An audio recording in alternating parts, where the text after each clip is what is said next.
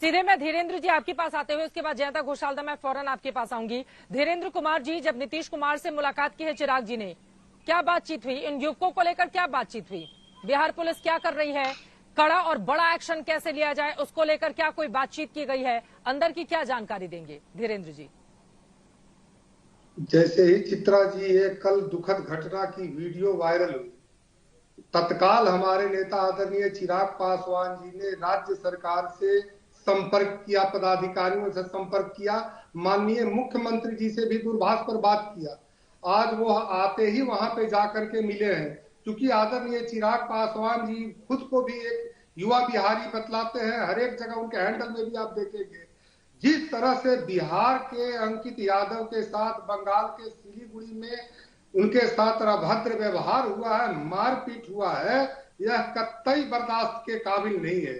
और आरजेडी इस पर राजनीति कर रहा है, मुझे तो समझ में नहीं आ रहा है। और ये कह रहे हैं कि बेरोजगारी के चलते पलायन हो रहा है। अरे कोई भूल सकता है क्या कि बिहार के इंजीनियर, बिहार के व्यवसायी, बिहार के डॉक्टर कहा नौकरी पाने के लिए थोड़े ही बाहर पलायन करते थे। आदरणीय लालू प्रसाद जी के दौर में जान बचाने के लिए चित्रा जी पलायन होता था और बच्चे भी पलायन करते थे। हर अच्छे घर के बच्चे चले जाते थे बाहर में कि यहाँ पर नहीं रखेंगे, नहीं तो कहीं अपहरण न हो जाए। वह आदमी हमको सिखला रहा है, आज ज्ञान दे रहा है कि यहाँ पे बेरोजगारी के चलते लोग जा रहे हैं। और ममता दीदी का क्या बांग्लादेश हो गया है क्या? देश के किसी कोना में किसी भी प्रांत का युवा जा सकता है, चाहे वो पढ़ाई के लिए जाए, रोजगार के लिए जाए। और बिहार के आपको समझ में नहीं आएगा क्योंकि आप लोग डंडे में तेल पिलाने वाले लोग हैं। और बिहार में युवाओं की नौकरी की बात, एक मिनट चुप रहिए तिवारी जी, सच है तो सुनिए। जाइए ना जाकर के बेरोजगारी की बात है, चुप रहिए। खाली बस बेरोजगारी लापेंगे। रोजगार की बात जहाँ तक होता है, बेरोजगारी है, हमारी सरकार बीच में हल्ला क्यों कर? तिवारी जी आप सबके बीच में बोलेंगे, वो जयंतो घोषाल के पास में नहीं जा पाई हूँ। मृत्युंजय जी ये तरीका ठीक नहीं हो सकता है, उनकी बात खत्म हो जाए, सब अपनी अपनी बारी में बोलेंगे। प्लीज मृत्युंजय जी, मृत्युंजय जी, उनकी बात तो पूरी हो जाए। धीरेन्द्र जी देखिए, दो चीजें, नहीं, एक सेकेंड सर, एक सेकेंड। मृत्युंजय तिवारी जी प्लीज, आप सबके बीच में नहीं बोल सकते। मृत्युंजय जी इस बात को आप समझिए। अब जयंतो घोषाल के पास में मुझे जाना है, लेकिन उसके पहले धीरेन्द्र जी, ये बात भी सच है कि एक वक्त पर लालू प्रसाद यादव के राज को किस तरीके से याद किया जाता था, वहां पर पलायन होता था, डर और दहशत का माहौल होता था, जिसको आप लोग जंगल राज कहते हैं। कथित जंगल राज को लेकर अक्सर चर्चा होती है। ये बात सच है कि एक दौर में बिहार में इस तरह की परिस्थिति थी, लेकिन ये बात भी सच है कि मौजूदा वक्त में बदला क्या है। अभी भी बहुत बड़ी तादाद में जो बिहार का युवा है वो रोजगार की तलाश में पलायन करता है। देश में अगर सबसे ज्यादा पलायन किसी एक राज्य में होता है, आप उठाकर आंकड़े देख लीजिए, उसमें बिहार का नंबर आपको मिल जाएगा प्रमुखता से। तो इस बात से आप कैसे इनकार कर सकते हैं कि बिहार के लोगों के लिए आप दोनों पार्टियों क्यों, चाहे वो आरजेडी हो, चाहे वो जेडीयू हो, चाहे वो भारतीय जनता पार्टी हो, चाहे वो एलजेपी हो, जितनी भी पार्टियां हैं, आप लोगों ने किया क्या उनको रोजगार दिलाने के लिए? पलट कर पूछा जाएगा ना आप लोगों से। और जब भी इस तरह का मामला सामने आता है, सभी बगले झांकते हैं और एक दूसरे पर पॉलिटिक्स करते हैं। बिहार की बातें बताने की जरूरत नहीं है, सारी चीजें तस्वीरों में नजर आती हैं। धीरेन्द्र जी मुद्दे पर जवाब दीजिए। मृत्युंजय जी अपनी बारी में आप बोलिएगा, मुद्दे पर आइए। धीरेन्द्र जी जवाब दीजिए, फिर मुझे जयंतो दा के पास जाना है, बोलिए। चित्रा जी, जहां तक रोजगार की बात है, हमारे मुख्यमंत्री आदरणीय नीतीश कुमार जी के नेतृत्व में एनडीए की सरकार ने 4 लाख नौकरियां दे चुके हैं वो, और आगे 8 लाख और नौकरियों को दिया जाएगा, जिसका रोज बरोज वैकेंसी हो रहा है। 10 लाख रोजगार देने की बात आज हमारे मुख्यमंत्री जी कर रहे हैं।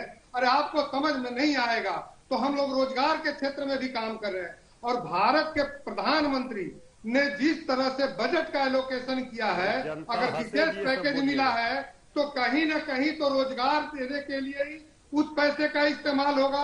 हमारी सरकार, एनडीए की सरकार, रोजगार के लिए कृत संकल्प है।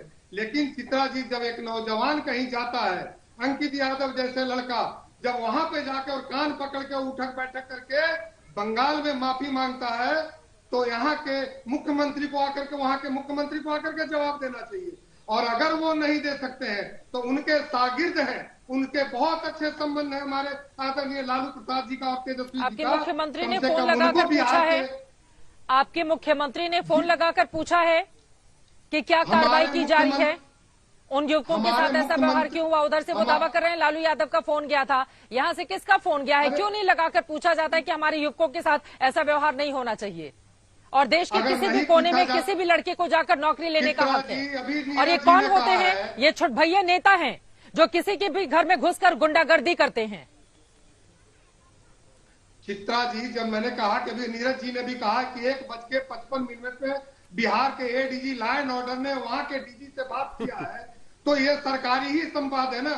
और तो और, लेकिन इस जांच में क्या निकल के आएगा फलाफल ठीक है। इंडी गठबंधन का, ये तो समझ में आ रहा है। क्योंकि न वहां पर सीबीआई, आईटी, ईडी, जब किसी को वहां पर सहयोग नहीं मिलता है तो इसमें भी जांच सही नहीं होगा। यहाँ पर मैं आदरणीय ठीक है। लालू प्रसाद जी से माफी मांगना चाहता हूँ, मांगने के लिए कहता हूँ कि बिहार के युवकों से माफी मांगे और नहीं तो इंडी गठबंधन से अलग आप होने का मांग ऐलान लीजिए करें। माफी, अच्छा है, क्योंकि उन्हीं चलिए के आपको अरे धन्यवाद। अरे आप लोग माफिए, हम तो चलिए आप जयंत नहीं घोषालदार, मानिएगा। मैं सीधे आप आपके लोग पास आते हुए, बेशर्म ठीक लोग है हैं। जयंत घोषालदार, मैं आप आपके तो पास लालू आते हुए, प्रसाद ठीक है, जी आप लोगों की पॉलिटिक्स में नहीं फंसेंगे, थोड़ा आगे बढ़ते हैं। जयंत घोषाल जी, आपसे मेरा सीधा सा सवाल है, जब भी पश्चिम बंगाल की बात होती है, वहां की परंपरा, वहां की संस्कृति, वहां का खान पान, वहां के लोग, और हमेशा अच्छी बातें जहन में आती हैं। लेकिन अगर पश्चिम बंगाल में इस तरह का बर्ताव किया जाएगा एक बांग्ला पक्ष संगठन की ओर से, और उसके बाद जब वायरल होती हैं तस्वीरें सोशल मीडिया पर, तब जाकर एक्शन लिया जाता है, वो भी एक्शन क्या लिया गया है? सिर्फ इस मामले में कि इन्होंने अपने आप को फर्जी आईबी अधिकारी बताया, फर्जी अपने आप को जानबूझकर इस तरह से करते हैं लोग वहां पर, और ऐसा लग रहा है कि ये सालों से चलता हुआ चला आ रहा है। जयंत घोषालदा, किस तरह से इस पर लगाम लगेगी और मौजूदा ये जो सियासत छिड़ी हुई है, इसको लेकर क्या बोलना चाहेंगे आप? क्योंकि अलग अलग हम सब जानते हैं कि गुटबाजी या गैंग बनाकर इस तरह के लोग अपने आप को दादा बताते हैं, दादागिरी करते हैं और फिर लोकल लेवल पर पॉपुलर होने की कोशिश करते हैं। जयंत दास, सॉरी मैं आपके पास बहुत देर से भी आई हूं, अपनी बात नहीं, देखिए चित्रा जी, ये जो घटना है इसको पहले तो घोर मतलब एकदम कड़ी निंदा करना चाहता हूं। और मैं खुद एक बंगाली हूं और इसमें मैं बिहारी बंगाली, ये जो इशू है ये बहुत संवेदनशील है। इसमें मतलब रजत भट्टाचार्य और गिरिधारी राय दोनों को इमीडिएटली अरेस्ट किया गया है, और ये जो ग्रुप है, ये जो संगठन है, इसके खिलाफ भी कार्रवाई किया जा रहे हैं। और मैंने खुद बातचीत किए हैं, क्योंकि ये प्रोग्राम में आना था तो मैं अपडेट लेने का कोशिश कर रहा था। ये दोनों जो लड़का है वो सुरक्षित है और इनको एग्जाम का इशू है। और वो इंटरेस्टिंग है कि ये एग्जाम भी स्टेट गवर्नमेंट का नहीं है, ये तो नेशनल एग्जामिनेशन था, और जिसमें एग्जामिनेशन सेंटर जो है वो इंसिडेंटली वहां है, तो वो आने का कोई मतलब उसमें कोई अन्याय नहीं किया है दो बिहारी बालक। लेकिन वो फर्जी है या नहीं है वो तो पुलिस इन्वेस्टिगेट करेंगे। लेकिन मैं आपको विनम्रता के साथ, हमारे जो सज्जन बिहार के रिप्रेजेंट कर रहे हैं, मैं इसमें नीतीश जी ज्यादा दुखी हैं या लालू जी ज्यादा दुखी हैं, ये तो पार्टी पॉलिटिक्स है। हमारे पश्चिम बंगाल में, मेरा पश्चिम बंगाल में कितने बिहारी लोग रहते हैं ये तो शायद आपको जानकारी है। छठ जब होती है तो ममता बनर्जी उनके लिए क्या क्या अलग से बंदोबस्त होती है, और एग्जामिनेशन के लिए भी छात्रावास सिर्फ बिहारी के लिए। क्योंकि हमारे यहाँ आपको जानकारी के लिए जो सेंसस रिपोर्ट है उसमें पश्चिम बंगाल में कलकत्ता में बंगाली माइनॉरिटी है। जैसे महाराष्ट्र में जय महाराष्ट्र लेके शिवसेना का मूवमेंट क्यों हुआ था कि मराठी माइनॉरिटी हो गया था मुंबई में, तो वो anti Bihari, anti Bengali, even anti Gujarati भी किया था। मैं असम में बंगाली खादाव नहीं हुआ था। मैं ये अखंड भारत के नागरिक हूं। मेरा प्रधानमंत्री गुजराती है, बंगाली भी नहीं है, बिहारी भी नहीं है। मैं क्यों मान रहा हूं उनको प्रधानमंत्री? तो ये अखंड भारत है, एक संविधान है। और सिर्फ छठ के समय नहीं, बिहार के जो लेबर है, आज अगर ये मूवमेंट को हम लोग ज्यादा इसमें बिहारी बंगाली करेंगे तो उसमें और ज्यादा एनर्की के तरफ हम जाएंगे। इसमें हम लोगों को तो यूनाइटेड होना चाहिए, क्योंकि बिहारी लेबर जो है, मान लीजिए ये ग्रुप और ज्यादा फैल जाएगा अगर हम इसको कॉम्बैट करेंगे इस तरीके से। और हम तो बंगाली है, हम एंटी बिहारी नहीं है। मेरा पिताजी पटना में काम करते थे, कभी मुझे किसी ने नहीं कहा कि आप बंगाली हैं, आप पटना में क्यों रहे हैं। तो हम खजांची रोड में रहते थे, अशोक राजपथ में, हम पटना मेडिकल कॉलेज के पास। तो पटना भी मेरा शहर है।